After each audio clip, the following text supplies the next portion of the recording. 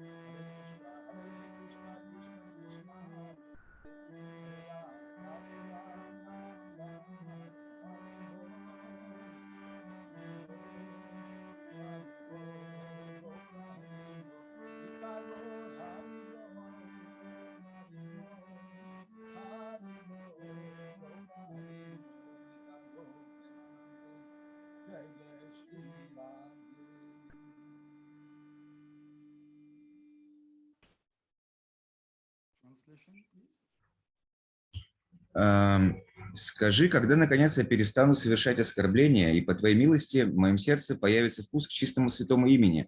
Когда же я стану ниже травы и терпеливее дерева, научусь оказывать почтение другим и не требовать почтения к себе? Только тогда я узнаю вкус чистого святого имени. Я не хочу ничего, что приносит наслаждение телу, ни богатства, ни последователей, ни прекрасных женщин, воспетых в мирских поэмах. О, гора Хари, прошу тебя, позволь мне жизнь за жизнью с бескорыстной преданностью служить твоим лотосным стопам. Когда при повторении имени Кришны я весь побледнею и затрепещу от духовного экстаза, когда волосы у меня на теле встанут дыбом, голос прервется от волнения, по телу пробежит дрожь, а из глаз нескончаемым потоком польются слезы. Когда я буду бегать по берегу Ганги в Навадвипе, искренне взывая «О Гаура, о Нитьянанда», когда начну петь и танцевать как безумно, не замечая ничего вокруг, когда Нитьянанда Прабху явит мне свою милость и избавит от мирских иллюзий, когда он даст мне приют у своих лотосных стоп и впустит на рынок святого имени, я буду покупать и воровать нектар имени Хари, и, опьянев от нектара намарасы, замру в оцепенении. Коснувшись стоп великих душ, способных наслаждаться этой расой, я утону в океане нектара святого имени. Когда же во мне проснется сострадание ко всем падшим душам? Когда Бхактивинода забудет о своем собственном счастье и с добрым сердцем пойдет по свету, смиренно моля каждого исполнить божественную волю Шри Чайтаньи Махапрабху?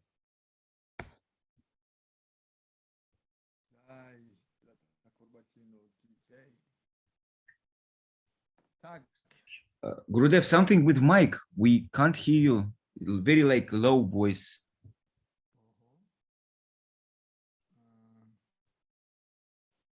What is 100% on my side? Mic also? Is it better now? No, still like little bit low. It is at the maximum. Speakers and the mic also? Yes. All right, strange. Volume 100%. And if you go to the settings? Wait, what did I do now?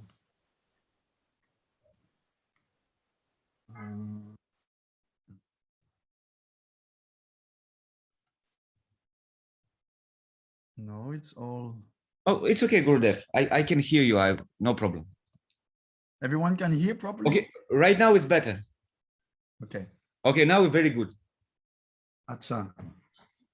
So we are continuing our study of Harinama Чинтамани, the jewel spoken by Haridas Thakur at the request of Mahaprabhu on the glories of the holy name, and that Thakur Bhaktivinoda wonderfully captured and then presented for us.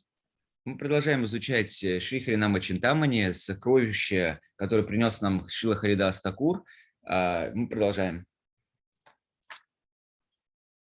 Before anything, I want to offer my humble obeisances at the lotus feet of my spiritual masters, Srila Prabhupada, Srila Gauragovinda Maharaj, Srila Bhaktivinoda Goswami Maharaj Gurudev, Srila Bhaktivinoda Maharaj, Srimati Krishna Priya Thakurani, and all the Vaishnava devotees of the Lord. Please accept my humble obeisances. Принеси мои смиренные поклоны, пожалуйста.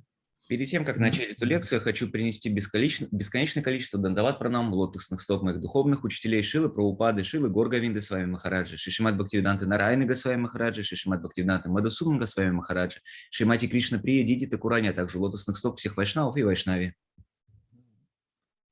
So, anyone remembers the last offense we were speaking about, paramada, inattention?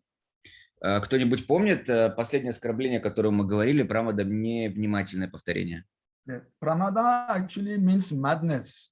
На самом деле, прамада означает безумие.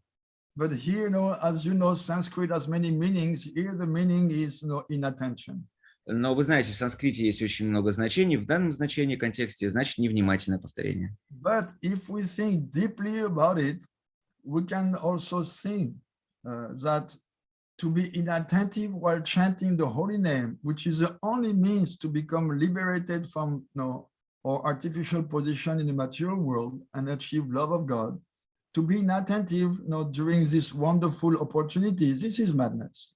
Но если мы проанализируем внимательно, вот этот способ невнимательного повторения святого имени, при том, что святое имя – это единственный способ, который может освободить нас из этого материального мира и дать нам наш вечный дом, это безумие повторять невнимательно святое имя. No, imagine that you're on a transatlantic flight, and then suddenly the flight has to go down some problems, some avarice is there, and then you find yourself in the middle of the ocean on some small boat. What is your only hope? Представьте себе, что вы совершаете перелет длительный через Атлантику, и у вас самолет терпит крушение, и вы оказываетесь посреди Атлантического океана на маленькой шлюпке. Какова будет ваша единственная надежда? No. The only hope is that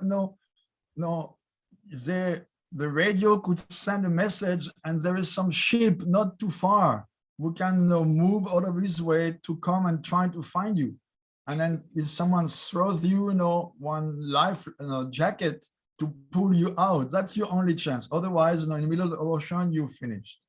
Единственной вашей надеждой в данном случае будет то, что будет послан сигнал маяка, радиостанции, и корабль недалеко какой-нибудь спасательный будет проплывать, и то, что вам кинут эту спасательную жилетку и вытащат вас, это единственная ваша надежда, иначе вам конец. So you may think, oh, I am taking some extreme example. Некоторые могут сказать, наверное, я слишком такой резкий пример привожу. But actually, this is not different from our actual situation. We are completely lost in the ocean of material birth and death from time immemorial. На самом деле, такова наша истинная ситуация. Мы погрязли в океане рождения и смертей с незапамятных времен. On a small boat. На маленькой лодочке. The boat of this human body. И эта лодка – это наше материальное тело. One Vaishnava poet was addressing Lord Brahma. Oh, Lord, you have made such a wonderful boat, the human body, but why did you put 5 holes under the line of the surface, the 5 senses which are attracting us to this world? Один вайшнавский поэт, он обращается к Господу Брахме и говорит: «О Господь Брахма, о Господь, почему ты создал такое прекрасное материальное тело, но зачем ты создал эти 5 органов чувств, которые приковывают нас к этому миру?» Like if you're in a boat and you have holes under the line, the water line, then constantly water is coming inside, and you have to take out the water. And if you don't do it fast enough, you'll sink. Зачем ты в этом теле создал 5 дырок? Ведь если в лодке есть какие-то дырки, то вода будет, она неизбежно протекать, и вы потонете рано или поздно. And this is our situation. This is a description that Acharyas have given of our situation. We are all drowning in the terrible, dangerous ocean of material existence. И таков пример приводит наши ачарьи. Они говорят то, что мы постоянно тонем в этом океане материального существования. But somehow our crying has attracted the attention of a big boat. Но каким-то образом наши крики, они привлекли внимание большой лодки. And from that boat, they are showing to us lifelines to pull us out. И они кинули для нас спасательную вот эту веревку для того, чтобы вытянуть нас. So who is doing this? Mahaprabhu and his men. Кто делает это? Махапрабху и его люди. You remember that bhajan, Kejabi, Kejabi. Помните баджан Кеджаби, Кеджаби? Amar Goranga Gate, at the gate, at the ghat of my Goranga, there is one free boat. Возле гата моего Махапрабху есть свободная лодка. And everyone can come aboard this boat, whatever his qualification. Любой человек, вне зависимости от квалификации, может погрузиться в эту лодку. So what is this Noka? What is this boat? That is a holy name. И что же это за лодка? Это святое имя. And who is driving the boat? Who is the pilot? Oh, Shri Guru Kandari, the spiritual master. А кто направляет лодку? Кто капитан лодки? О, духовный учитель. Yes. So this boat of the holy name is not trying to save us. И вот эта лодка святого имени старается спасти нас. So imagine that you are drowning in the ocean, and then by great good fortune, one boat is coming and someone is throwing a life jacket at you, but you are neglectful. You neglect it. Oh no, I don't really need. I can keep on doing some water sports for some time. Представьте себе такую ситуацию, то что вы тонете посреди океана, и к вам подплывает большая лодка, и вам протягивают спасательный жилет и говорят: давай, вылезай. А ты говоришь: нет, спасибо, я еще здесь немножко водными видами спорта позанимаюсь. Допустим, let's imagine this situation. That would be completely crazy, right? Это же будет безумие, сумасшествие, так ведь? But we are exactly in that situation. The Но spiritual master has sent us, the lifeline of the holy name, but we take it neglectfully. это в точности то, что происходит с нами. Духовный учитель дал нам эту спасательную веревку, святое имя, а мы отвергаем ее. It's our only chance to get out of this world, but we neglect it. Мы отвергаем это, хотя это единственный шанс спастись из этого материального мира. Isn't it madness? Разве это не безумие? So yes, the name pramada, which means madness and means also inattention, really means madness. This inattention, it is madness. И действительно, прамада, который переводится как безумие, также переводится как невнимательность. Это невнимательность, это и есть безумие. Yes. Like Shri Narayana Maharaj said, we have been drinking the wine of Maya for so long that we are very callous. We don't really understand our terrible situation. Шрила Бхактивиноды Нарайана Госвами Махарадж, Шрила Гурудев, он говорил, мы так давно пьем это вино Майи, что мы сами уже не понимаем ничего, потому что мы уже забылись в этом мире. So someone who is not drinking too much, what happens to him? He becomes like mad. Что происходит с человеком, который напивается? Он становится безумным. So this is our situation. И это наша ситуация. No, we don't realize what is our terrible situation. Мы не осознаем, каково ужасно наше положение. No, of course, in Russia, the winter is coming. Everyone starts to think, oh my God, again, the long Russian winter is going to be freezing and this and that. But no, we are used to it, no problem. Допустим, в России сейчас все знают, вот сейчас большая, долгая русская зима настает, а кто-то скажет, ну да, как бы не хотелось бы, ну ладно, мы привыкли, все нормально. Все нормально. This is what happens. You go to see somebody who just had an accident. The poor guy is in his hospital bed, with his leg, caught in a cast. His head is like a turban, and he has an arm also broken. And you ask, "Oh, как дела?" "Oh, хорошо."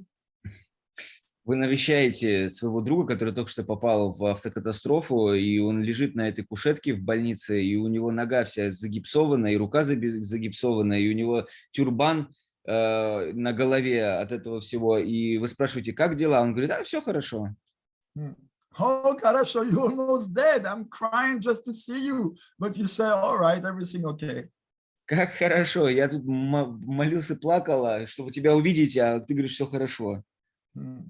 This is our situation. Таково наше положение. That's why Srila Bhaktisiddhanta Saraswati Thakur says to pull out one's soul from the ocean of material existence. This is most difficult. Поэтому Шрила Бхактисиддханта Сарасвати Тхакур, он говорил, что вытянуть душу из материального существования – это самое сложное занятие. And Srila Prabhupada, echoing him, said, to bring back a madman to reason, most difficult task. Шрила Прабхупада говорил, безумца вернуть к благоразумию, к нормальному разуму – это самая сложная задача. So this is the position of our gurus. They're trying to save us, but we're not really understanding our situation or why I should be saved. Everything is okay. Why should I make so many efforts? It's not too bad. Таково положение наших духовных учителей. Они пытаются спасти нас, но мы отвергаем это и думаем, зачем мне прикладывать столько усилий? Да и вообще все нормально, у меня все окей. Не так плохо. Все ништяк, чувак. Everything is okay. But actually, everything is not okay at all. На самом деле ничего хорошего нет вообще. And therefore, the sadhus are trying to wake us up. Jiv, Jago, oh, spirit soul, wake up. How long you will be sleeping on the lap of Maya? О, Джив Джагу, проснись, душа, сколько ты будешь спать на коленках Майи? And one of the signs of madness is that although the holy name is the only way to be saved and to develop pure love, which is the ultimate goal of life, we are chanting inattentively. И безумие заключается в том, что хотя Святое Имя является единственным способом, каким образом спасти нашу жизнь, а также развить чистую любовь к Богу, мы невнимательно повторяем. Anyone remembers the 3 kinds of inattentiveness? Кто-нибудь помнит 3 вида невнимательного повторения? That Haridas is describing in his last chapter. Харидас в последней главе он объяснял это. Кто помнит? Who is remembering? Кто помнит? Давайте. Ребята, кто помнит? Давай. I don't see anyone writing anything. Никто ничего не пишет.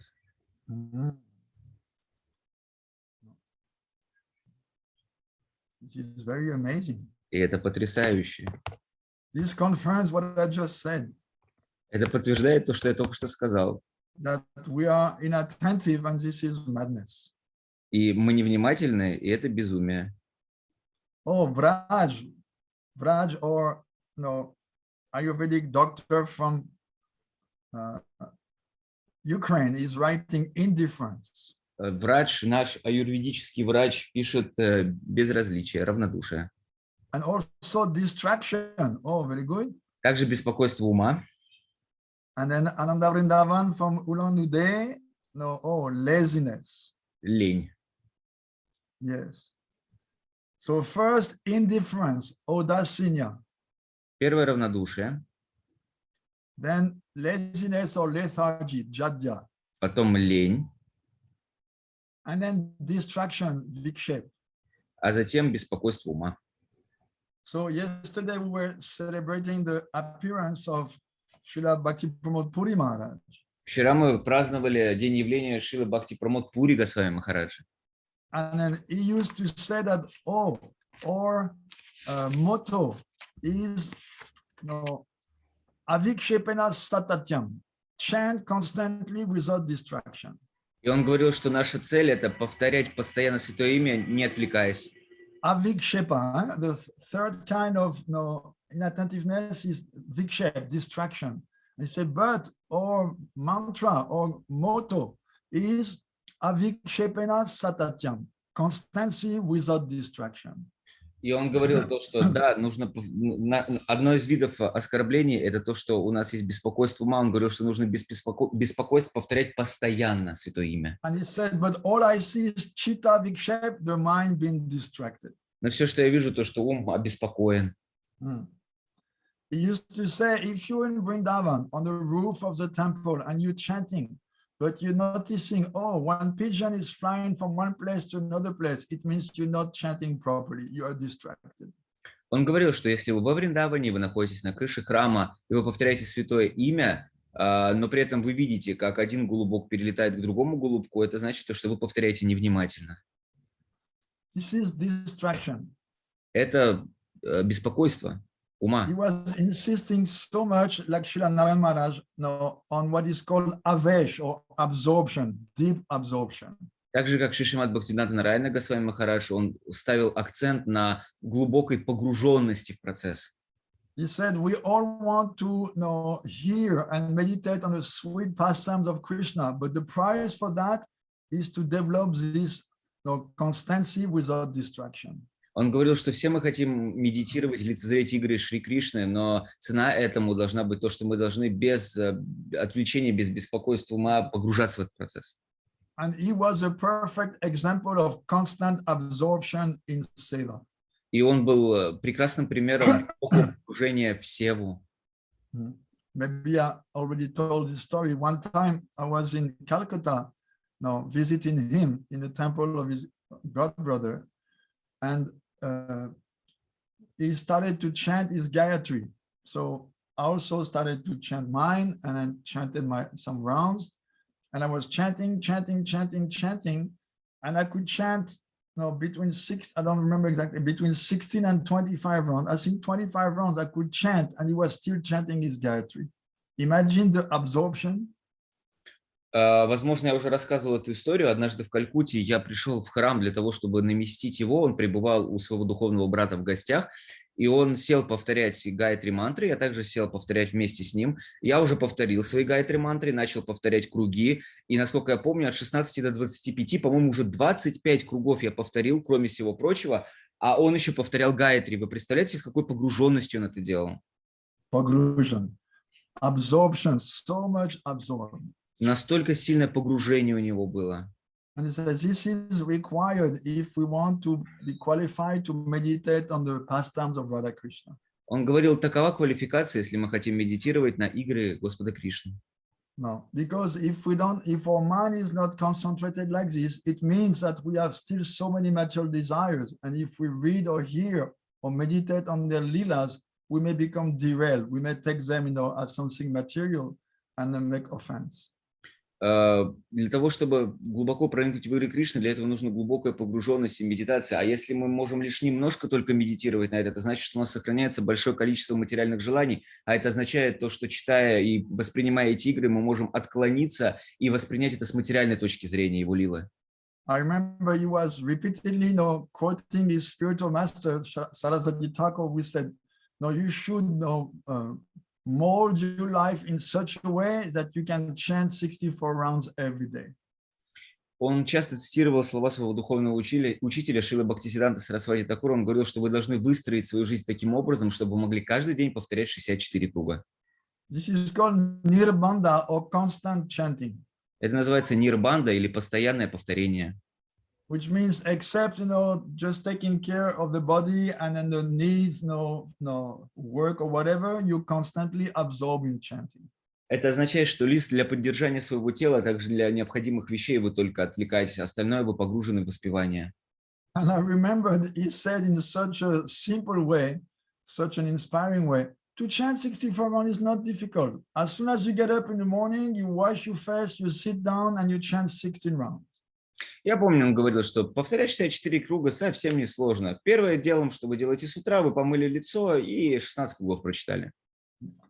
Then you do what you have to do during the morning, and then before lunch you stop and you chant again 16 rounds. Затем вы делаете то, что вам необходимо делать, а потом перед обедом вы повторяете еще 16 кругов. You take your lunch, you rest a bit, then you get up and you chant 16 rounds. Вы принимаете обедний просад, вы немножко отдохнули, а потом еще 16 кругов. No, then you do what you need to do during the rest of the day, and in the evening again you sit down and chant another 16. Затем в остатке дня вы делаете то, что необходимо, а потом вечером вы садитесь и еще 16 кругов повторяете. And you say in this way, in 4 sittings, 16, 16, 16, 16, you achieve the goal of 64 rounds. И он говорил, что благодаря вот этим 4 подходам по 16 кругов вы достигнете повторения 64. Then you are a lakpati. Lakpati means millionaire or someone who chants 1 lakh. И тогда вы лакпати. Лакпати означает либо миллионер, либо тот, кто читает 1 лак. Maybe you remember one time Mahaprabhu in Jagannath Puri, he announced that, from today I will not take my lunch anymore except in the house of a lakpati. Вы помните, однажды Махапрабху, он в Джаганнатха-Пури пребывая, сказал, что я не буду принимать свой обед нигде, кроме в доме лакпати. So lakpati means millionaire. А лакпати означает миллионер. So all the poor Brahmins and devotees were lamenting, it means Mahaprabhu will not come anymore. I will not have a chance not to offer him lunch. But Mahaprabhu said, no, I call lakpati one who is chanting 1 lakh. И тогда бедные браманы, они преданные, они подумали, Махапрабху больше никогда не придет в наши дома, и мы не сможем послужить ему так близко. А Махапрабху сказал, нет, лакпати это означает тот, кто повторяет 1 лак. And Saraswati Thakur, he was so strict, he used to say, unless you chant 64 rounds, you're a fallen soul. Шрила Бхактивиданта Сарасвати Тхакур был настолько строгим, что он говорил, что если вы читаете меньше 64 кругов, то вы падшие души. So by this standard, what are we? We are very fallen souls. И если смотреть на этот стандарт, то кто мы такие? Мы вообще очень падшие души. Srila Prabhupada made this concession. 32. And then afterwards, when devotees could not, he made another concession. Ustupki. 16. But 16 is very little. Шрила Прабхупада, он сделал уступок и сказал повторять 32 круга, но когда преданные не смогли, он сделал уступков и сказал 16, но 16 это очень мало на самом деле. One time they asked Srila Puri Maharaj, what is the result of chanting 16 rounds? And he paused for one moment, he said, 16 rounds, 1/4 of the standard, something will happen. Однажды у Шрилы Бхакти-Прамадпури Госвами Махараджа спросили, каков плод будет повторение 16 кругов. Он сказал 16 кругов, задумался ненадолго. Это 4-я часть стандарта. Что-то произойдет небольшое. He was not impressed. Said 16 something. Он не был вдохновлен. Он сказал 16, ну что-то получит. But if this is the order of our guru to chant 16, we have to chant 16. Но если это приказ нашего гуру повторять 16, мы должны повторять 16. If Guru says 32, then you have to chant 32. Whatever he says, you have to do. Если Гурудев сказал повторять 32, значит, повторять 32. Все, что говорит гуру, вы должны делать. I remember one of my British godbrothers, no, Akshaya. He was a new devotee. He joined in Bombay. No, he was a traveler and he met the devotees in Bombay and he joined. And he was so enthusiastic, he used to chant 32 rounds every day before initiation. And when Prabhupada gave him Harinam, Prabhupada asked him, so how many rounds are you chanting? And he said, oh, 32, Srila Prabhupada. And Prabhupada said, okay, never diminish. Your name is Akshaya. Akshaya means one who never diminishes. У меня был брат в Боге из Британии, он принял посвящение в Бомбее, он был путешественником, присоединился через преданных, и он начал повторять 32 круга перед инициацией. Когда была инициация, его Шрила Прабхупада спросил, сколько кругов ты повторяешь? Он сказал 32, он сказал, хорошо, твое имя Акшая, то есть Акшая это означает, ты никогда не уменьшаешь, поэтому меньше 32 ты никогда не должен уменьшать. So everyone was chanting 16, but that devotee was blessed. By the order of Prabhupada, he was chanting 32. Все преданные повторяли 16, но этот преданный, он был благословлен особым приказом Шрилы Прабхупады, он повторял 32. And years after, 20 or 30 years after, when I met him again, he was still chanting 32. И через 20 или 30 лет, когда я встретил его вновь, он все равно повторял 32 круга. Whatever the Guru Vidhi is, we have to follow. Whatever instruction Gurudev gives, we have to follow that.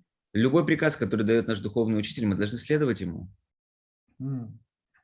So Saraswati Thakur, he was asking his disciples chant 64 rounds. Поэтому Шрила Сарасвати Тхакур, он говорил своим ученикам повторять 64 круга. And I remember Srila Narayana said, if you have problem with prajalpa, gossip, and increase your number of rounds, if you chant 64 rounds, you will see you have no more time for bad association and gossip. You will become free from that problem. Шрила Бхактивиданта Нарайана Госвами Махарадж говорил, если у вас есть проблема с праджалпой, а также со сплетничеством, то начните повторять один лах святых имен, у вас, увидите, не будет времени на это, на все. Because you will always be anxious to chant your 64 round, and therefore you will discard any opportunity for prajalpa. Вы будете беспокоиться лишь о том, чтобы прочитать ваши круги, и у вас не будет никакой возможности для праджалпы. So you have to pray, like Thakur Bhakti, like Haridas is praying to Mahaprabhu when he's speaking this, please bless me that I will be able to chant, always attentively, free from the three kinds of inattention. Нужно молиться, как Харидас Тхакур молится Махапрабху. Пожалуйста, благословите меня на то, чтобы я мог повторять Махамантру с внимательностью. No indifference, no laziness, no distraction. Чтобы не было беспокойства ума, лени и невнимательности. And now we come to the last offense, attachment to I and mine. И мы подходим к последнему оскорблению, это привязанность к моему и я. Gadai Goranga Jai, Janavad Jivan, Suddhadvaiti Jai Jai Guru Bhaktajan. All glories to Gadadhar and Gauranga. All glories to Nityananda Prabhu, the life of Janava Devi. All glories to Sita Devi and Avita Prabhu. All glories to all the devotees of Gauranga. Слава, слава Гададхари Пандиту и Господу Гауранги. Слава, слава Джахнави Деви, Господу Нитянанде. Слава Сити и Адвайте Ачарье. Слава всем преданным Гауранги. So overcome with prem, Haridas recited the last offense in chanting the holy name. Охваченный экстазом премы, Харидас Тхакур начал рассказывать Господу о последнем оскорблении святого имени. He said, one who has heard the glories of the holy name of the Lord, but doesn't develop any appreciation for him and continues to absorb himself in thoughts connected with himself and his own enjoyment and his own possessions, is offending the holy name.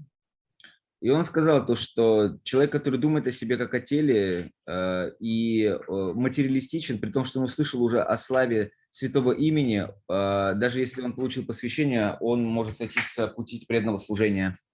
Haridas said this last offense is the worst of all because its presence forbids one to achieve Krishna prema. И он сказал, что это оскорбление худшее из всех, потому что оно мешает человеку достичь премы. So Bhaktivinoda Thakur is commenting, although they are initiated, people who are very attached materially, they fall from spiritual life because they continue to identify with the material body and remain dependent of their material possessions. Шрила Бхактивинода Тхакур, он делает определенную пометку. Он говорит, что несмотря на то, что человек может получить, даже получив посвящение, человек может сойти с пути преданного служения, потому что если он будет отождествлять себя с то, что он обладает чем-то в этом мире.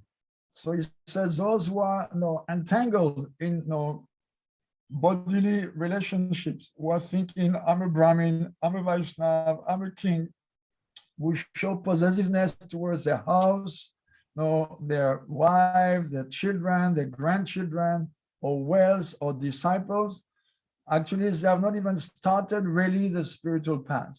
You can become free from this terrible offense only taking shelter of the holy name and following the process of the 6 kinds of surrender.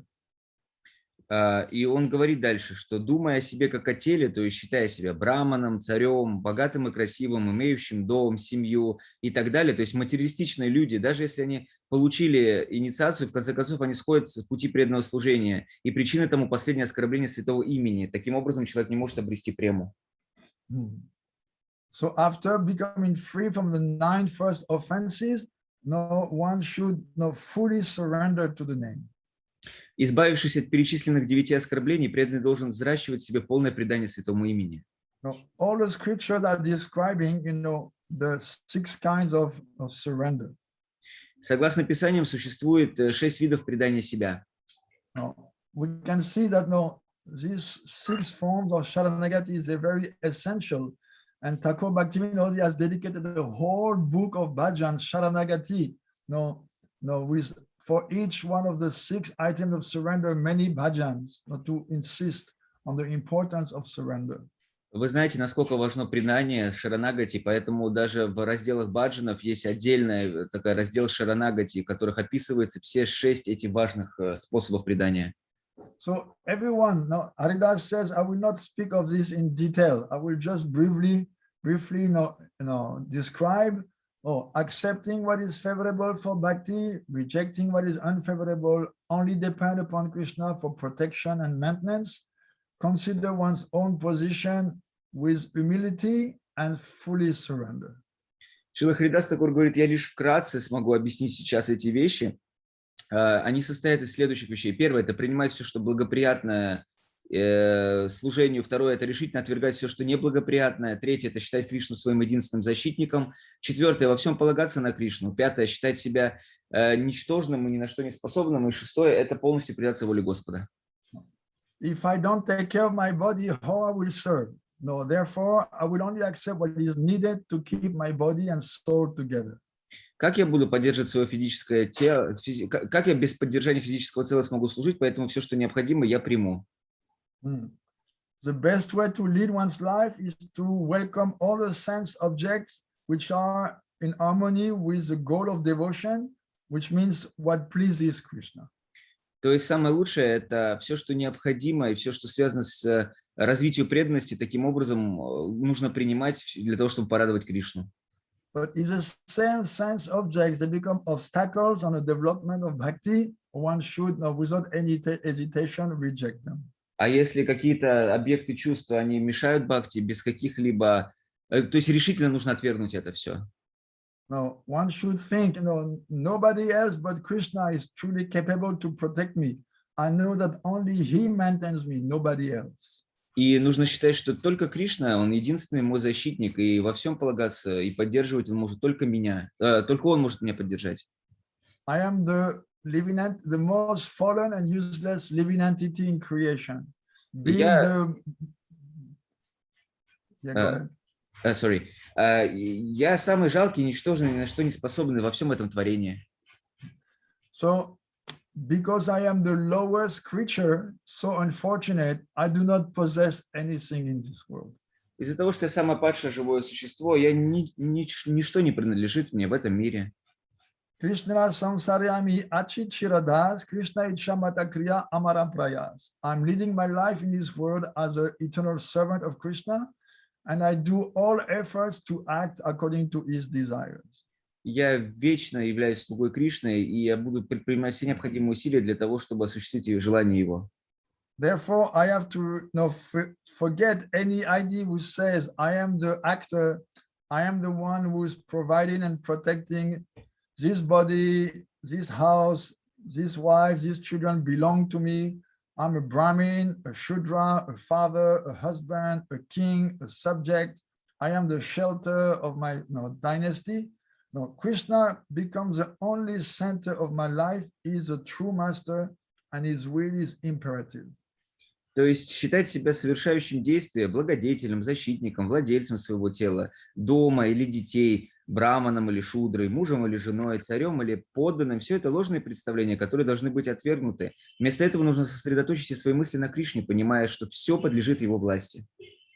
So I'm ready to live only to fulfill Krishna's desire, to act according to my own fancy. I cannot even think of it. То есть я живу лишь для того, чтобы исполнить желание Кришны, а не для своих каких-то прихотей. Об этом я даже думать не хочу. In other words, one should think that Krishna is a controller and doer, that Krishna's desire is the main thing. То есть нужно понимать, что Кришна, он главный контролирующий, и он только совершает какие-то действия, и его желание – главная вещь. So one will do as Krishna desires and not act independently. То есть человек должен действовать так, как желает Кришна, а не действовать независимо. I'm living in this world by Krishna's will, and if he desires, I will cross the ocean of material existence. Если Кришна пожелает, то я останусь в этом мире, а и благодаря тому же желанию пересеку океан материального бытия. In happiness or in distress, I will always remember Krishna's servant, and because he wants it, I will always be compassionate towards all living entities.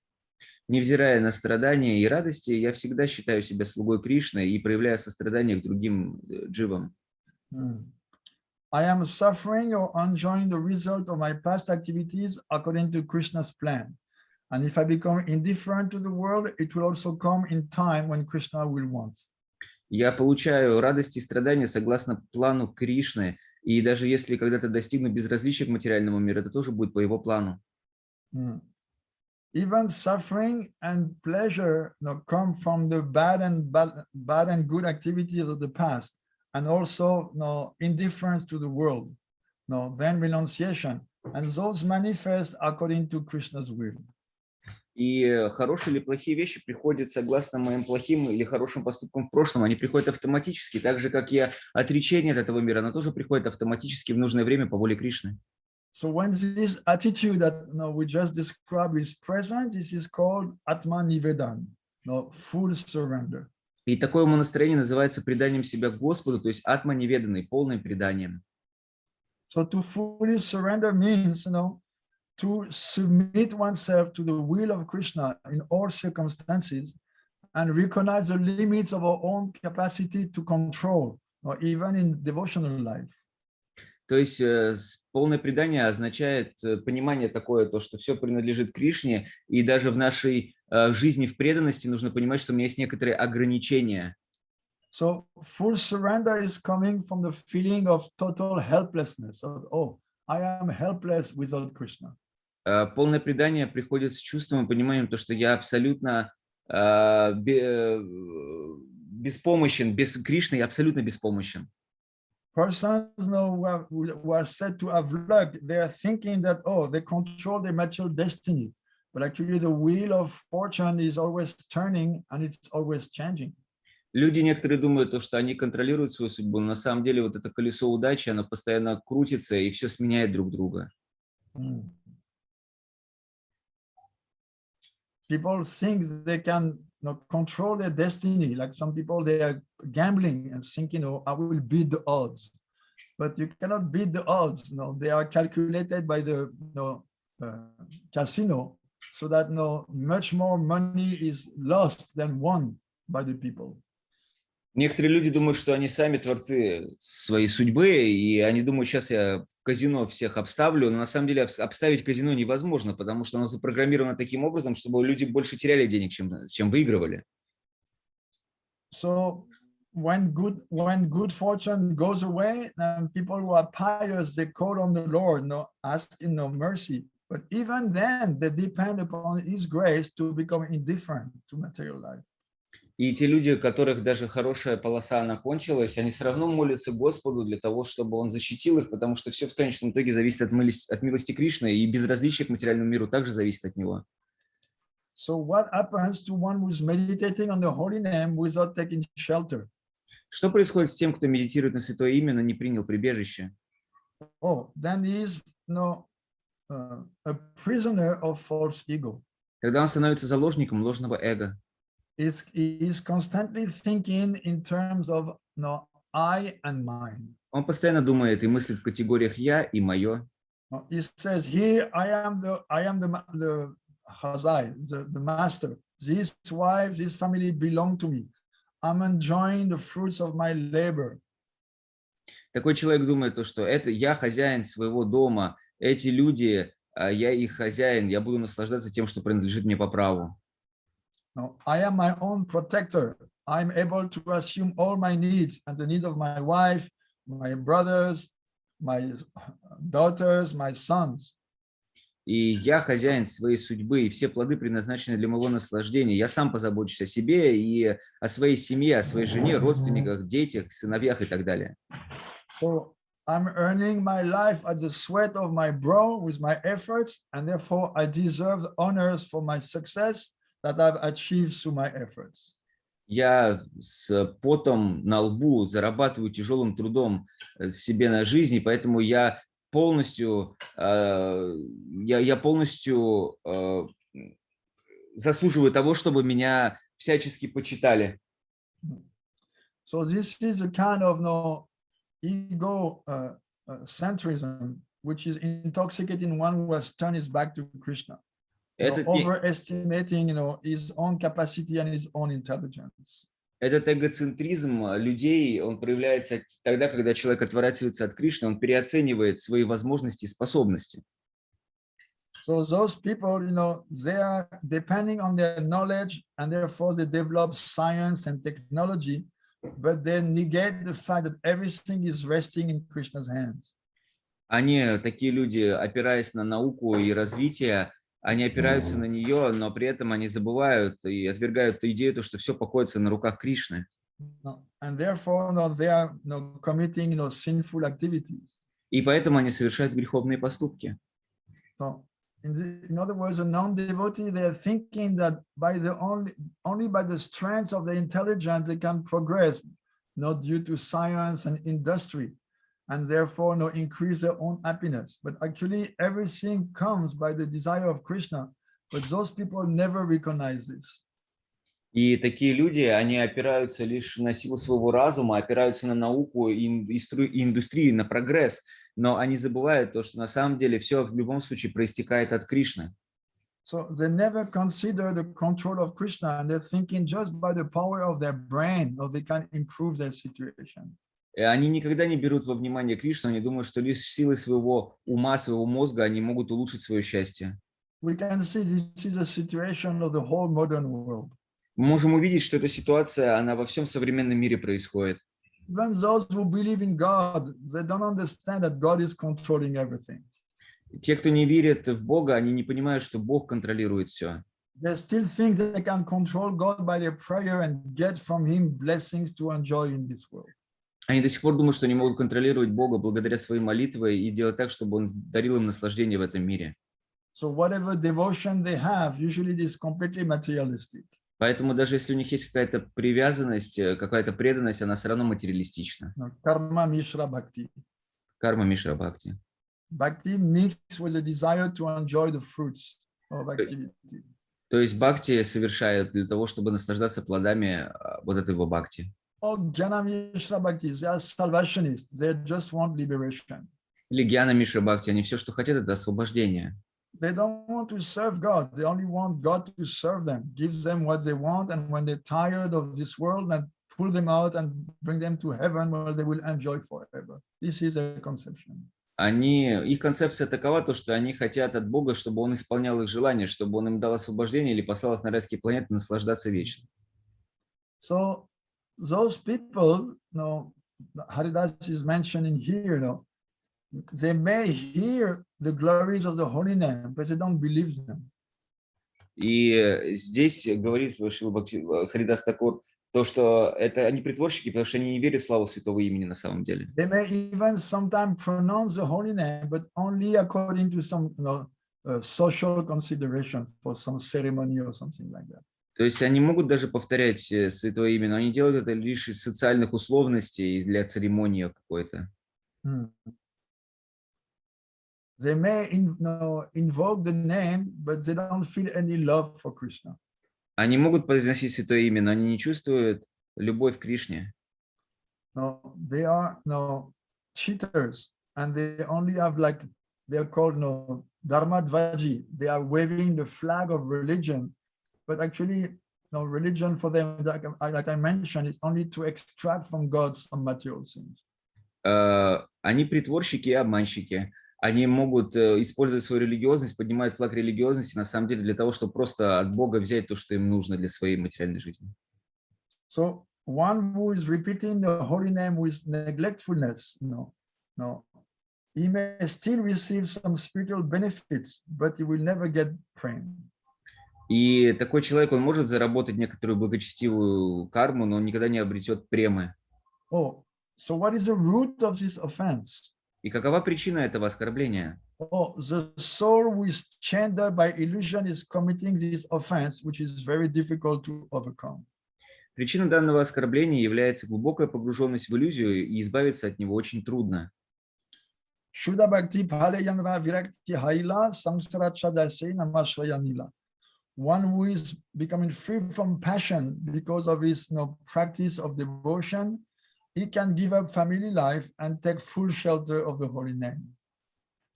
Для этого необходимо найти преданного, который встал на путь чистого преданного служения и развил отвращение к материальной жизни и отвергнул ее. We can see that some people, they take up the name and then they reach the level of pure bhakti and they give up all attachment and humbly worship Krishna's lotus feet. Мы видим, что некоторые люди, они приняли славу святого имени, начали повторять ее, и все их материальные привязанности они ушли, и они стали воспевать лишь славу святого имени. So they live very simple, they renounce everything, and they worship Krishna's lotus feet, giving up all sense objects, and constantly chant. Они приняли самый простой образ жизни, принимают только самые минимальные вещи, они постоянно повторяют святое имя, и ради стоп Кришны они отказались от всего. So such a person is always looking for the association of sadhus and remaining in their condition. And he serves the sadhus free from all the problems of a life based on sense gratification. И такой преданный, он смиренно служит лотосным стопам Кришны, а также везде ищет садху, которым он может служить, и без желания каких-либо чувственных удовольствий. And gradually his attraction for the holy name increases, his selfishness and his idea of possessiveness are drying up, and he becomes free from Maya's clutches.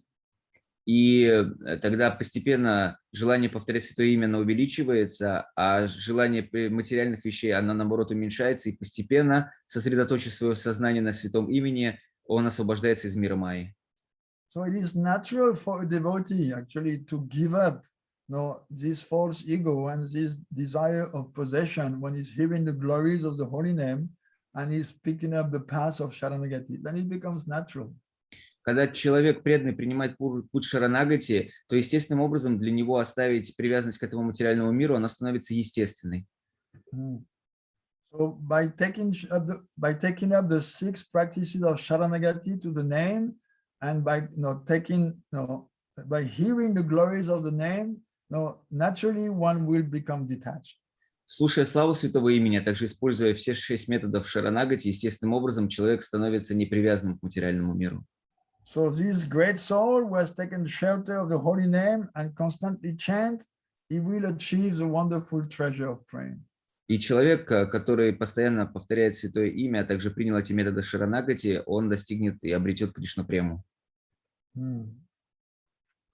One who voluntarily gives up all blasphemy of the sadhus, who adopts the pure conception that the holy name is a supreme, that Vishnu is the supreme truth, who accept that the Guru and the scriptures glorifying the name are the most elevated, who is fully convinced that the holy name is completely pure and spiritual, who is now pushing away very carefully any sinful motivation, knowing that it is the root of sin, one who doesn't preach the holy name to those who have no faith, no, who gives up any other pious activity, who meditates on the holy name without distraction, taking fully shelter. This is the most happy and the most blessed soul in the three worlds. Тот, кто вместо критики преданных, он служит преданным, Всевышним Господом считает только Вишну, тот, кто в высшей степени почтителен к тем, кто учит науке о святом имени, такой человек крайне почтителен к Писаниям, ибо они прославляют святое имя. Он осознает возвышенную, чистую духовную природу святого имени, что в корне отличает имя от всего материального. Он стремится избавиться от желаний греховной деятельности, искоренить себе грех. Он проповедует славу святого имени тем, у кого есть вера, и он проводит различия между воспеванием святого имени и материальным благочестием, и очень внимательно повторяет святое имя, предавшись полностью Кришне. Это самая удачливая и счастливая душа во всей вселенной. He is a reservoir of all good qualities, and he is worthy to receive Krishna's mercy. Он резервуар всех самых наилучших качеств, и он достоин, чтобы обрести Кришна-прему. So we can see here, Haridas is actually recapitulating all the 10 offenses, and he's saying one who is giving up the first one, sadhuninda, one who is not doing the second offense, thinking that Vishnu and the demigods are equal, one who is giving up the third offense, and Tagdali. Здесь мы видим, как Шрила Харидас Такур, он подытоживает и вновь произносит все эти виды оскорблений. Он говорит, те, кто не оскорбляют святых, тот, кто понимает, что Господь Вишну отличен от полубогов и так далее, перечисляет все 10 оскорблений. Because it is not enough to simply stop committing the 10 offenses. Each offense is also including a positive recommendation. So the prohibition given in the scriptures about the 10 aparats, they're a way to show us what is the opposite quality. In this way, we develop those qualities of holiness, which makes those offenses impossible to be committed. То есть нужно не только избегать 10 оскорблений, но и развивать такое умонастроение, которое делает невозможным совершение намаапарат. То есть здесь говорится о том, что Писания, они предостерегают нас по поводу 10 оскорблений, но они также показывают, что нужно делать. Вместо того, чтобы критиковать, нужно, наоборот, служить. So if one meditates in this way, he will reach the awakening of bhav, deep feeling for Krishna, which will quickly transform into praying. И кто делает таким образом, он очень быстро поднимается на уровень бхавы и в конечном счете обретет сокровище премы. So when Krishna desires, this devotee can rapidly transcend any leftover of his initial improper practice. И кто повторяет таким образом, он получит особое благословение Господа, и он убережет его от всех неправильных действий и практик. So the scriptures explain that after reaching the level of bhav, quickly he reaches the level of ecstatic love, and therefore reaching the full perfection. И такой человек очень быстро поднимется на уровень бхавы, и в конечном счете он обретет сокровище премы и достигнет совершенства. So if one follows the instruction of Haridas Thakur, very quickly he goes beyond sadhana and comes to bhav. Те, кто следует наставлениям Харидаса Такура, он очень быстро поднимется, достигнет совершенства в садхане и поднимется на уровне бхавы. So anyone who is not chanting the holy name without offense is a very great personality, and he accedes to pure love of Krishna. This is Krishna's the words of Krishna himself in the form of Gauranga Mahaprabhu. И тот, кто повторяет святое имя без оскорблений, чистое святое имя, тот обретает все совершенства, и он все разовьет самые лучшие качества, потому что это слова Кришны, это слова самого Махапрабху. No.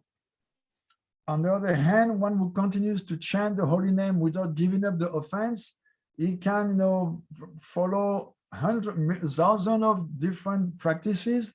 He will not, develop real devotion. С другой стороны, тот, кто повторяет святое имя с оскорблениями, не достигает чистой преданности, несмотря на многочисленные усилия.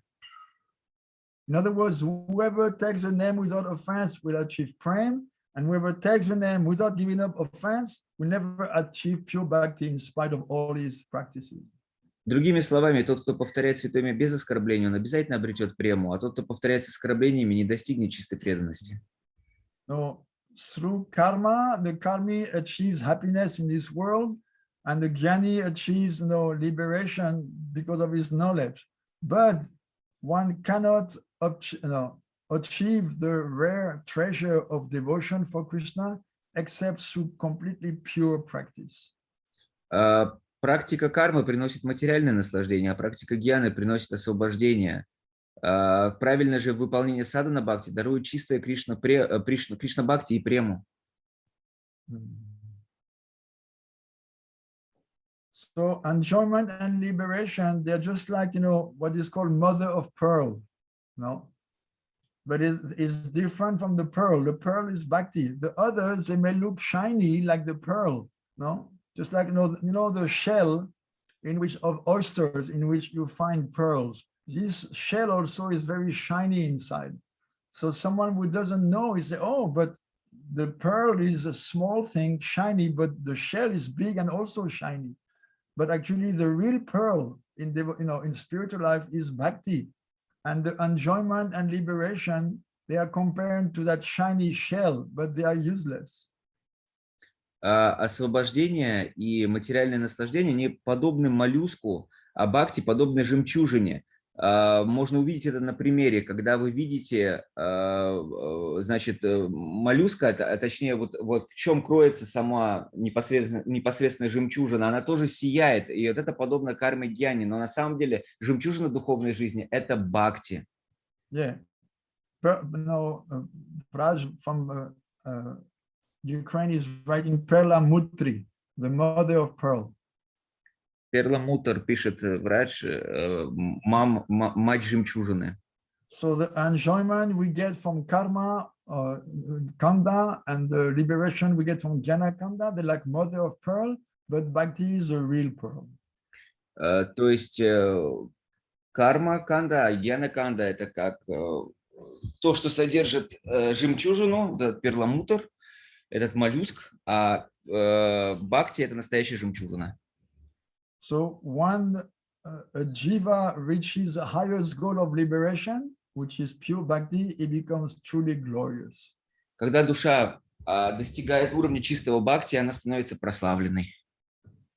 Sadhane nepunya yoge atyalpa sadhane bhaktilata prema phala dena bhaktajane. Oh, something very inspiring. The devotees who are expert in sadhana, they only need a small effort to see the fruit of Krishna prema flourish on their bhakti lata. Если преданный правильно совершает садхана бхакти и избегает 10 оскорблений, лиана бхакти очень скоро принесет плод премы. So to meditate on the holy name without committing the 10 offenses, this is called excellence in sadhana and in worship of the holy name. То есть совершенство в садхане и повторении святого имени – это достичь уровня без оскорбительного повторения. Therefore, as I have some desire to achieve pure devotion, I'm making the vow to turn away from the 10 offenses and to take full shelter in the holy name. Поэтому желающий обрести бхакти, он должен принять обет, очень внимательно относиться к тому, чтобы не совершать эти 10 оскорблений. I'm remaining very careful about each one of those 10 offenses, and I eliminate them carefully from my mind, while praying with great fervor. Очень аккуратно, подходя к этим оскорблениям, одно за одним я убираю его из своего ума, сохраняя полную внимательность к этому вопросу. I am doing this sincere request at the lotus feet of the holy name, because if he's merciful, then all the apparats will be reduced to nil. Я делаю это, принимая прибежище святого имени, потому что я понимаю, что если оно будет милостиво ко мне, то все аппаратки будут преодолимы. No other favorable activity will be able to cancel those offenses. No other austerity or discipline can give the same result. Никакие совершения благочестивых поступков или аскезы не смогут избавить человека от совершения оскорблений. No. And here Thakur Haridas is giving the secret, which is actually difficult to follow, but this is the secret. Only constant chanting dissolves all the 10 offenses, and only this prevents them to appear again. И здесь Шрила Харидас Тхакур, он приводит один секрет, он достаточно сложный к исполнению, но это секрет. Только постоянное повторение святого имени, оно делает таким образом, чтобы оскорбления ушли и больше не возвращались. No. You can never become free from the 10 offenses by doing some prayaschita ritual, some expiation ritual, or by some pious activity, but only by taking shelter of constant chanting. Несовершение праяшчиты, то есть никакой благочестивой деятельности, ни аскезы не способны избавить от этих оскорблений. Bhaktivinoda Thakur is commenting, only constant invocation of the holy name will stop all the apparats and they will not come out again. What means constant chanting? It means that at every moment, except the time used for sleeping or eating or any other duty to maintain one's body, one should chant the holy name with deep feeling, with deep kakuti. Kakuti means intense repentance. And this will bring about the destruction of all the offenses. No other activity, no other penance is useful in this domain. И Шрила Бхактивинода Тхакур, он делает пометку, он говорит, что не следует тратить на нужды тела времени больше, чем необходимо на еду, на сон и так далее. То есть день и ночь, воспевая святое имя и исполнившись искреннего раскаяния в совершенных оскорблениях, преданность может добиться ощутимого прогресса в повторении и избавиться от оскорблений. So Haridas is continuing saying, one should meditate day and night on the holy name, full of remorse for the offenses one has committed in the past. And this will ensure the destruction of the effect of the offenses. And then the holy name will have, at that time, the opportunity to give its full influence on the heart of the chanter. И дальше Шрила Харидас Тхакур, он говорит, что нужно и днем, и ночью воспевать святое имя, и исполниться раскаяния в тех оскорблениях, которые мы уже совершили. И тогда преданность может добиться прогресса в повторении, избавиться от этих оскорблений. Aparada ghate shudanamera udoy shudanama bhava maya ara premamoy. When these offenses are eliminated, then the pure name wakes up in the heart. The heart is full of emotion and affection, and then perfect ecstasy of love. Как только с оскорбительным повторением будет покончено, чистое имя расцветет в сердце и вскоре проявит себя в форме экстатических эмоций, а затем чистая любовь к Богу проснется в сердце. So one will get Shuddhanam, then Bhavnam, then Premanam.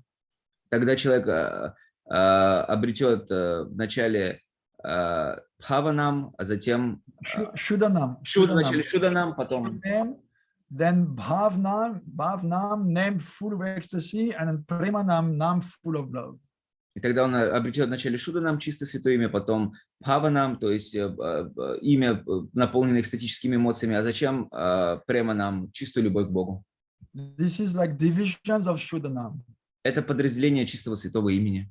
First Shuddhanam, then with more feeling, Bhavanam, and even more feeling, Premanam. This is perfection. То есть таково совершенство. Это вначале Шудданам, потом с более еще глубоким чувством это Бхаванам, а потом еще с более большой любовью это Преманам. Oh Lord, I'm humbly praying that those 10 apparats never touch my heart. Please allow me to remain fully absorbed in the nectar of your name. О Господь, будь милостив ко мне, не дай появиться в моем сердце этим 10 оскорблениям. By the grace of Haridas Thakur, Bhaktivinoды is chanting with joy this Harinam Chintamani. По милости Харидаса Тхакура, это слуга преданных Бхактивинода, он повторяет это в Шри Харинама Чинтамани. So now we have completed now all those chapters dealing with the 10 offenses. Мы закончили все главы, которые имеют отношение к 10 оскорблениям. No. I repeat again that usually the offenses which we are committing are inattention and remaining attached. No, this the last offense. The last two offenses, basically, this is what we are doing. Хочу повторить то, что в основном мы совершаем два оскорбления. Вот эти последние два – это невнимательное повторение, а также вот это оскорбление, которое мы изучили сегодня. But we should be careful of the others. No, like Haridas Thakur was saying, I'm remaining very careful about not committing those 10 offenses. And then I am praying very fervently to always eliminate them from my mind. Шрила Харидас Тхакур говорит, что тем не менее я очень внимательно отношусь к тому, чтобы случайно не совершить оскорбление, одно из видов оскорблений, и очень внимательно проповедую своему уму об этом. So those 10 offenses, one should meditate on them regularly to be careful not to commit them. Человек должен очень внимательно медитировать на эти 10 видов оскорблений святого имени, чтобы не совершить их. I remember in ISKCON, we used, after Mangalarti in the morning, we used to recite Shikshastakam, and then one passage of Nectar of Devotion, and then one would read the 10 offenses. So every morning we would hear, these are the 10 defects in the chanting we should be careful of.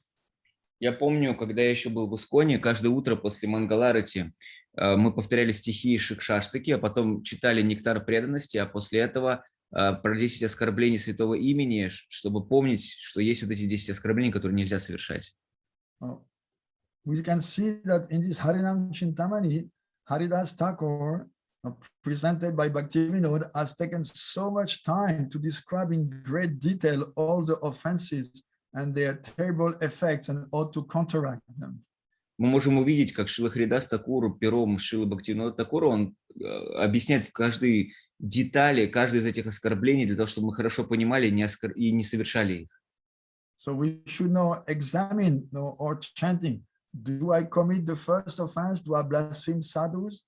Do I think that the holy name of Vishnu is equal to the demigods, or their names are independent from him? Do I deliberately neglect the orders of my guru because I think he's an ordinary person? Do I blaspheme the scriptures? Do I think that the glories of the holy name are exaggerated? Or do I invent some imaginary meaning to the holy name? Do I do sinful activities depending on the holy name to make me free from the result? Do I preach the glories of the holy name to people who have no faith? Or do I chant inattentively? And do I maintain attachments to I and mine? Now, one should very carefully analyze himself, take his spiritual pulse, and then determine, maybe I'm committing those particular offenses, so I should be very careful to stop them. Каждый человек, он должен искренне положить руку на свой духовный пульс и понять, совершаю ли я один из этих видов оскорблений. Когда я повторяю святое имя, я должен помнить, то есть я должен обратить внимание, оскорбляю ли я святых, считаю ли я имя Господа Вишну, что имена полубогов, они равны имени Господу Вишну или независимы от него. Оскорбляю ли я священные писания? Отвергаю ли я наставление своего гуру, считая его обычным человеком? Я придумываю ли какие-то толкования святого имени, даю ли я посторонние? Считаю ли я славу святого имени воображаемым или преувеличиваю его славу?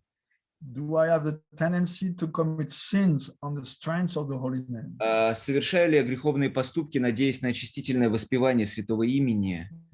Do I carelessly preach the intimate glories of the holy name to people who have no faith? Проповедую ли я славу святого имени людям, у которых нету веры? Do I chant without attention?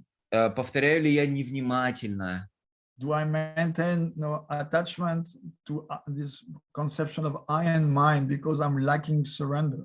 И из-за того, что у меня недостаточно предания, сохраняю ли я вот эту привязанность к материальной концепции «я мое»? No. This Harinam Chintamani actually is like a manual how to chant properly. На самом деле это Харинама Чинтамани, это как пособие о том, как правильно повторять Святое Имя. Remember, we just read, by hearing the glories of the holy name and by practicing surrender, one becomes free from offenses.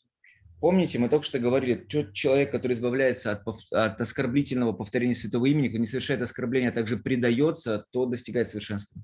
Why? Because one develops attachment to the name. Почему? Потому что такой человек достигает привязанности к Святому Имени. And when you start to become attached to somebody, you're careful not to hurt that person or to do anything bad, which would damage the relationship. И когда ты привязан к кому-то, когда ты относишься к такой личности таким образом, ты не будешь делать того, что принесет страдания, чтобы не навредить такой личности. No, we should always behave in a friendly way towards everyone, but naturally, if you have a relationship with someone, you take much more care to avoid anything displeasing that person. Мы должны относиться ко всем людям с дружелюбием, но когда мы кому-то особое отношение имеем, мы хотим сделать так, чтобы не навредить другому человеку, не сделать так, чтобы ему было больно. No. The first proof of love is attention. Первое доказательство любви – это внимание. No, to give attention to the person. Давать внимание этому человеку. So, if we want to develop love for Krishna, or if we say, I want to love Krishna, then we have to be very attentive when we are dealing with him. Если мы говорим, что мы хотим развить свою любовь к Кришне, мы хотим любить Кришну, тогда мы должны очень внимательно относиться ко всему, как мы относимся к нему в первую очередь. If you're attracted to a beautiful girl and you want to develop a relationship with her, how will you behave? Very carefully, trying to please her, not to displease her, not do what she doesn't like, do what she likes, isn't it?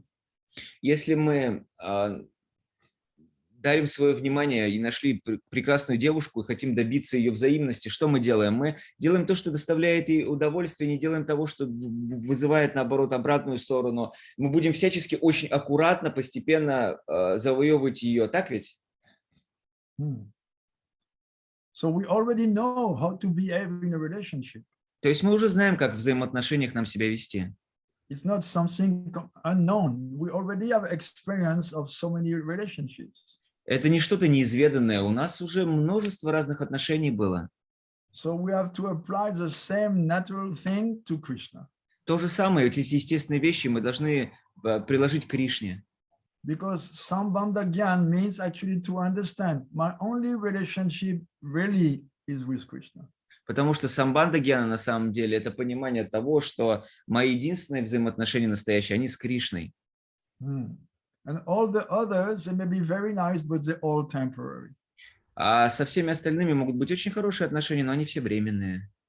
So it is recommended, develop your attachment to Hari, Guru, and Vaishnavas, and give up other attachments. Поэтому и говорится, что нужно сделать свою привязанность с Хари, Гуру и Вайшнавами, а все остальные постепенно оставить. No, the other attachments you may have, but you should be trying to give them up. No, which doesn't mean to give up your duty. No, if you're married, naturally you have to take care of husband, wife, children, and duties like this. But you have to do it without attachment. Это не значит, что нужно оставить свой долг. Если ты женат, то, естественно, у тебя есть обязанности по отношению к своей жене, к своим детям и так далее. Но это означает, что ты выполняешь свой долг, но ты не привязываешься. No, this is a whole message of Bhактивиноды in Sharanagati. Oh, I'm only a servant this is your house. I'm only the housekeeper. And no, I'm taking care of your servant. She's not my wife, she's your servant. She's not my daughter, she's your servant. He's not my son, he's your servant. I'm taking care of your servants. Послание Шрилы Бхактивиноды Тхакура в Шаранагати таково. Это не мой дом, я всего лишь слежу за этим домом. Это не моя жена, она твоя служанка, это не моя дочь, она тоже твоя служанка.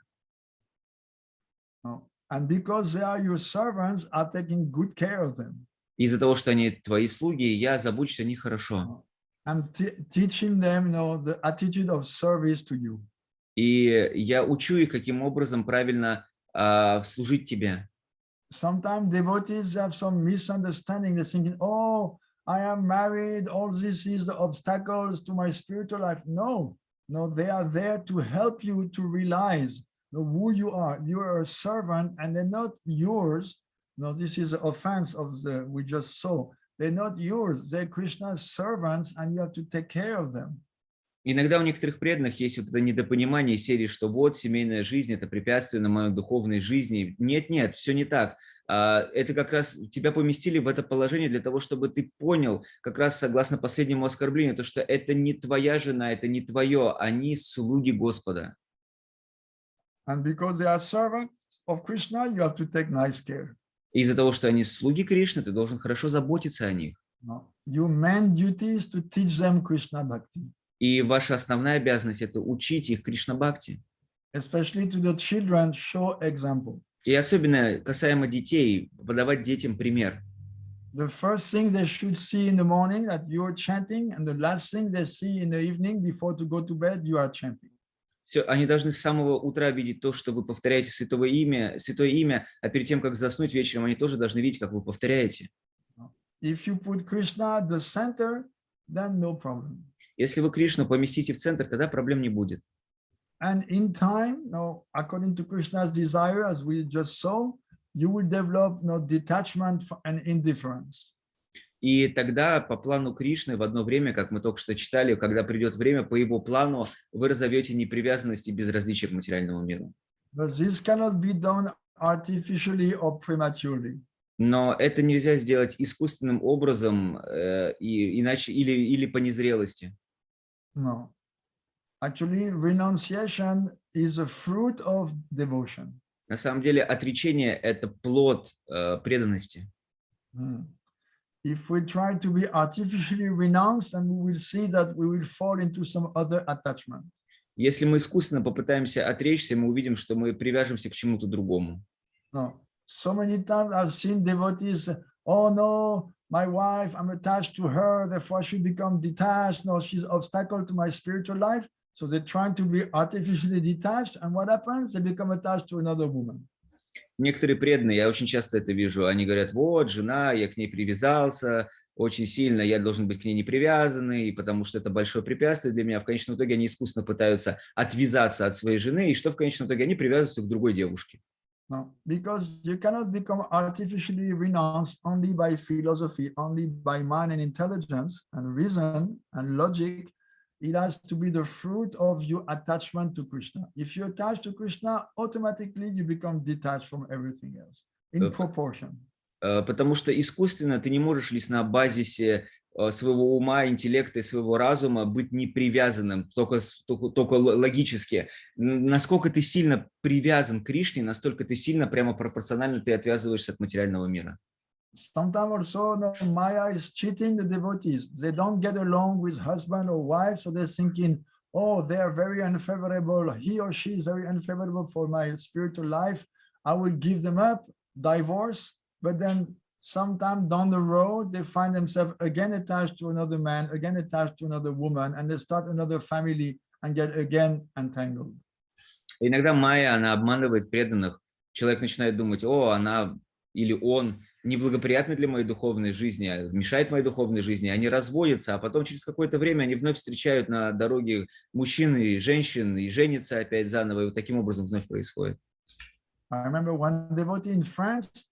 No, he became a devotee. His wife was not interested. After some time, he was thinking, oh, I should give her up. So he divorced. Then what he did, naturally, he became attached to another lady. He had children with her, but he could not also make her a devotee. Also at the beginning, she showed some interest. And then after some time, he gave her up and he got married a third time. So, he still has small children. У меня есть один знакомый во Франции, один преданный, он женился, но она была не заинтересована в Кришна-бхакти. В конечном итоге он решил ее бросить, они развелись, и он Через короткое время он привязался к другой девушке, у них появились дети, но она тоже не проявила интереса к Кришна-бхакти. И что же он сделал? Он бросил и их, и в конечном итоге женился в 3-й раз, и у него теперь тоже есть дети. Маленькие. If he had stayed with the first one, he would be out of material life already. Если бы он остался с первой, скорее всего, он уже отвязался от материальной жизни бы. So, any questions, any protests? Есть ли вопросы, протесты? Or any good resolution, Или good хорошие decision? решения? Как я предпочитаю. Okay, let us see. Ananga Mahini, she's asking, can I ask one question not on the topic of the lecture? And she's asking why they say that in Vedas it is written that the soul in the woman's body during all her life must be under the protection of the father, husband, or son. Why we can't instead just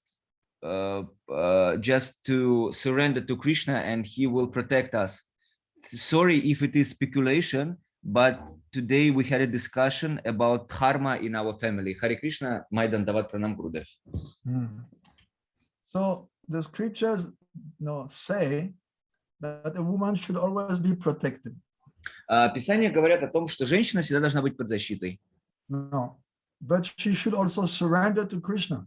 Но девушка также должна предаться Кришне. But usually, although she surrenders to Krishna, still she needs protection.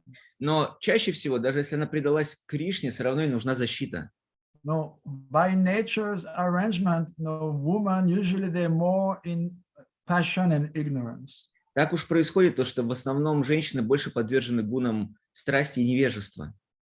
So they can be easily derailed from the path of dharma. Так может произойти то, что они могут отклониться от пути дхармы. So therefore they need protection. Поэтому им нужна защита. No, because otherwise their mind can cheat them very easily. Иначе их ум может очень легко обмануть. Now, women by nature, no, they're quite emotional and sentimental. So the first boy who tells them, I love you, they will lay down. По своей природе женщины они более эмоциональные и наполнены эмоциями, поэтому первый попавшийся мужчина, который скажет «я люблю тебя», они с таким мужчиной лягут. No. And then unwanted pregnancy will come. И тогда нежелательная беременность придет. And shame on the family and unwanted population, Varna Shankar. И тогда позор семьи, а также нежелательное потомство варнашами придет. So because of that, no, because they can be easily cheated by men, they have to be protected. Из-за того, что их легко могут обмануть мужчины, их нужно защищать. No, Prabhupada actually said the whole feminist movement is a ploy by smart men to convince women to become free from so-called patriarchal, which is oppressive. Actually, it was a protection against those men. Then when the women, they are free from this protection, so-called free woman, emancipated woman, then they're easily praised of this lusty man. Шрила Прабхупада, он говорил, что все это феминистское движение, на самом деле это большой обман мужчин, со стороны мужчин. Почему? Потому что так называемая свободная женщина, вот эта так называемая эмансипация, она делает доступным для легкой добычи мужчинам. If a woman is under the father protection, the brother and the sons, then nobody can come near. Если женщина защищена отцом или братом или сыном, то никто не сможет тогда и завладеть ею.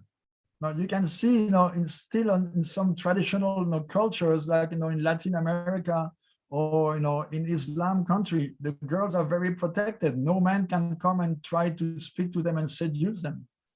Например, можете увидеть в старых традициях в Латинской Америке или в исламе, никто не может просто так подойти к женщине, заговорить с ней или воспользоваться ею. If some boy is coming trying to flirt with one girl, the brother will pull a knife. Если какой-нибудь парень молодой придет флиртовать с девочкой, ее братья, они достанут нож. Or the father will beat the guy up. Или поколотит отец такого мальчика. So because of the ideas of feminism have spread everywhere like a plague. No, all the girls are thinking, oh, this protection, this is bad. Actually, this is oppression. No, it is protection. Из-за того, что это феминистское движение, оно сейчас достигло популярности, девушки многие думают, о, это как бы прерывает, наоборот, мою свободу. Нет, на самом деле, это наоборот, это твоя защита. And Prabhupada is writing specifically, protection of women is restricting their freedom.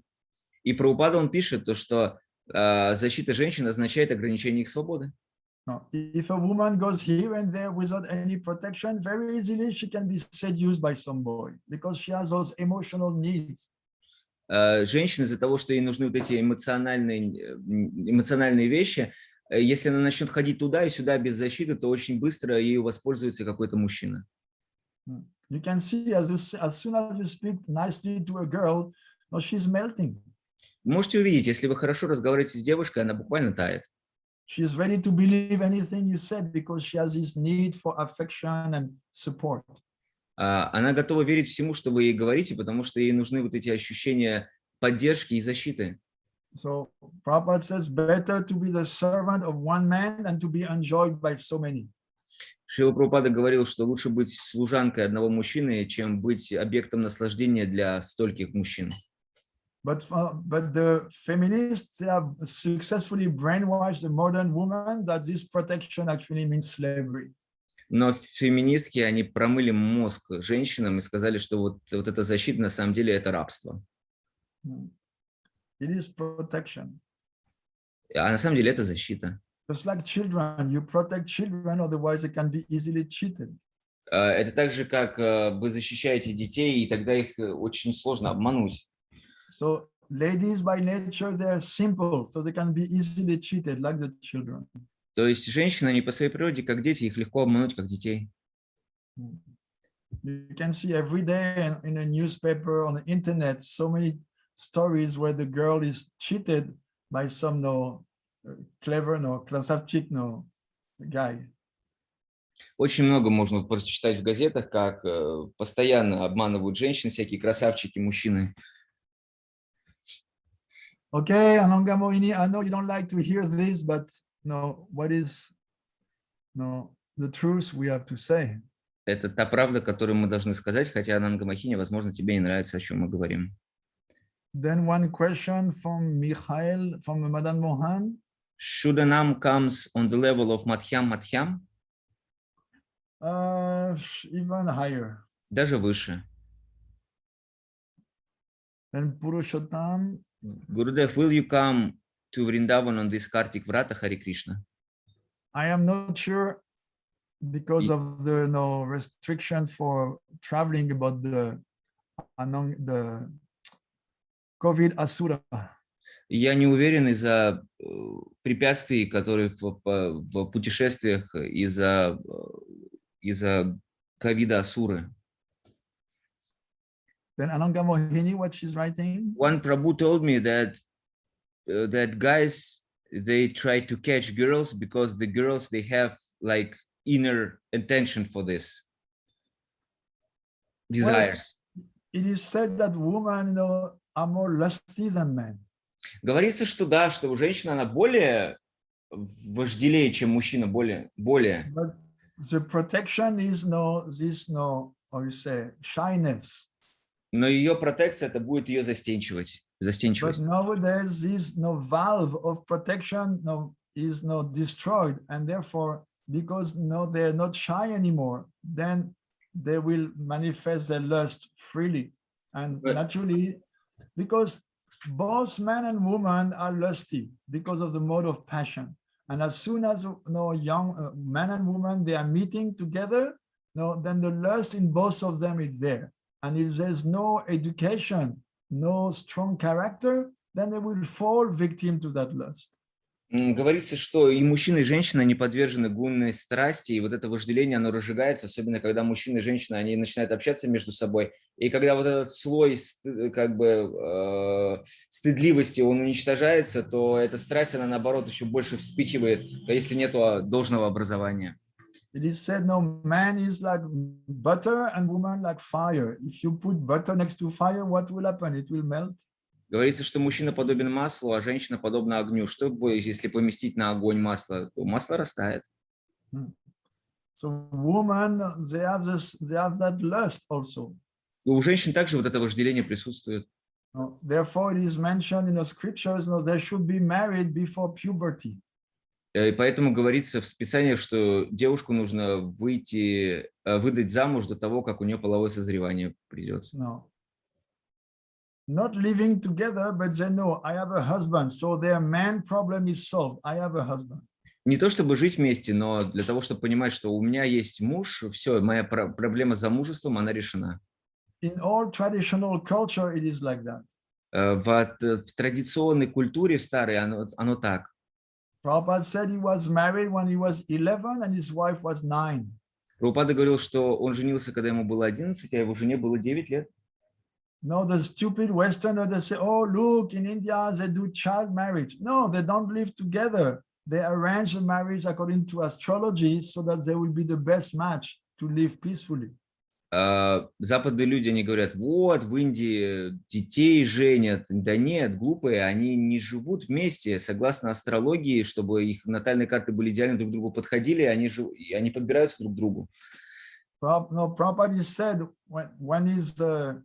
one day his mother, she put on white and she came into the office of her husband saying, my daughter is 9 and she's not married. I'm going to throw myself in the Ganga. I don't want to see shame coming to my family. And immediately the father made arrangements to marry the daughter. И он рассказывал такую вещь, что одна женщина, она пришла во всем белом и сказала, о, моей девочке 9, и она еще не замужем, я пойду утоплюсь в Ганге. И тогда отец Прабхупады сказал, я организую союз немедленно. It says in Manu Samhita, before the first blood. В Ману Самхите говорится, перед тем, как первая кровь появится. Because with this first blood comes desire for man. Потому что с этой первой крови приходит и желание наслаждаться мужчиной. It all sounds very strange in modern society, but before everyone understood those things, it was natural. В современном обществе это может казаться странным, но раньше все понимали эти вещи. Это было естественно.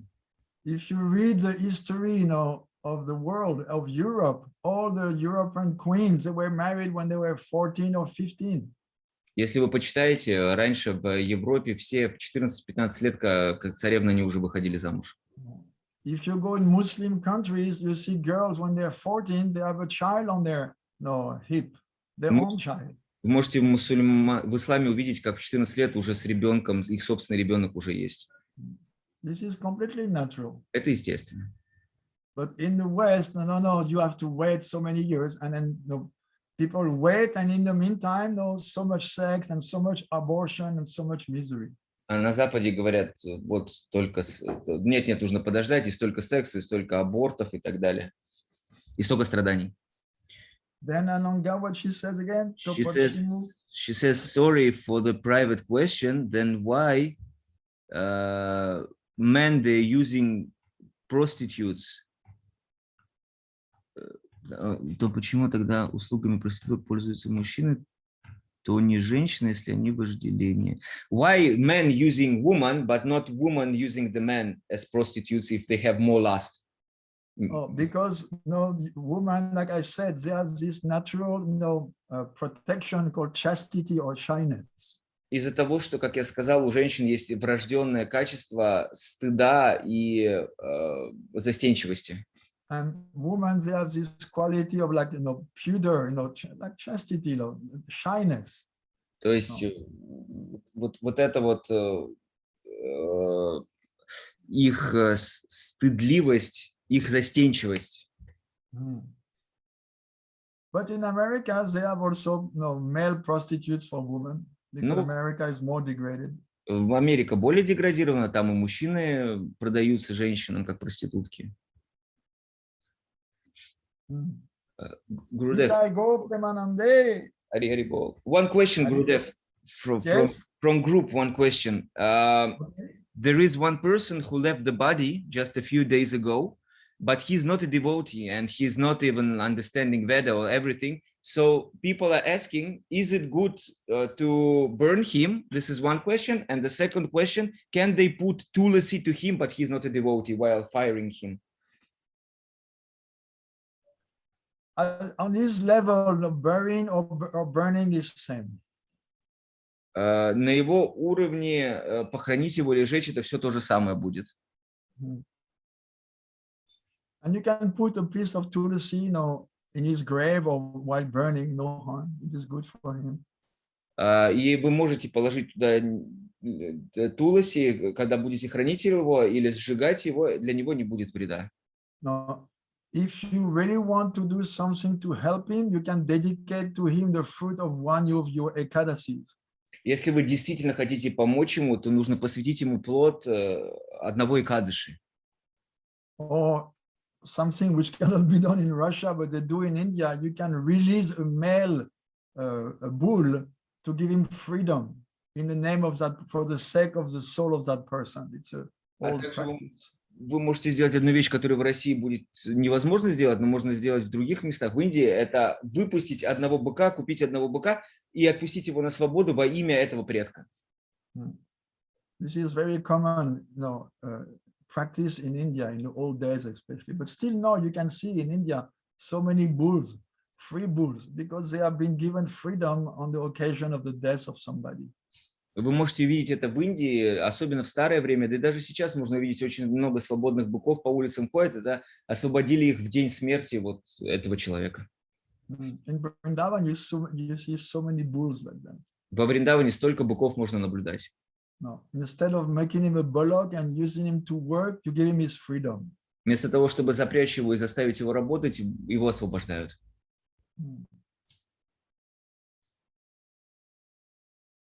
Okay? Okay, thank you.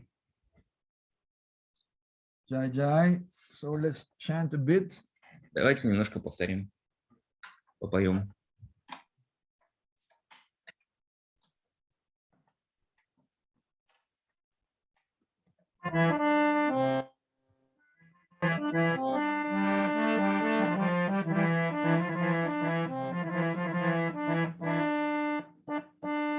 Hare Krishna, Hare Krishna,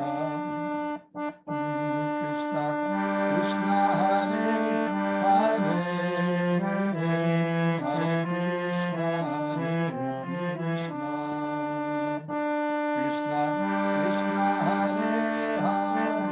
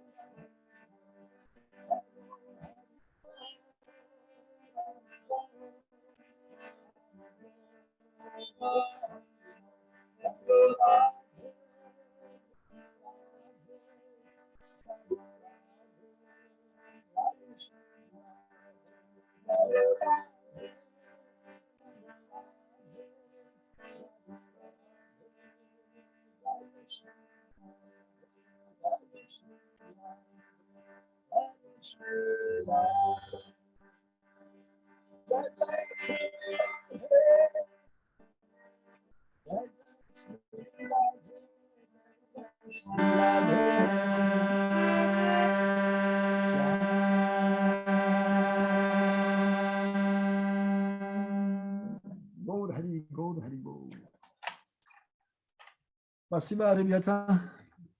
Увидимся скоро.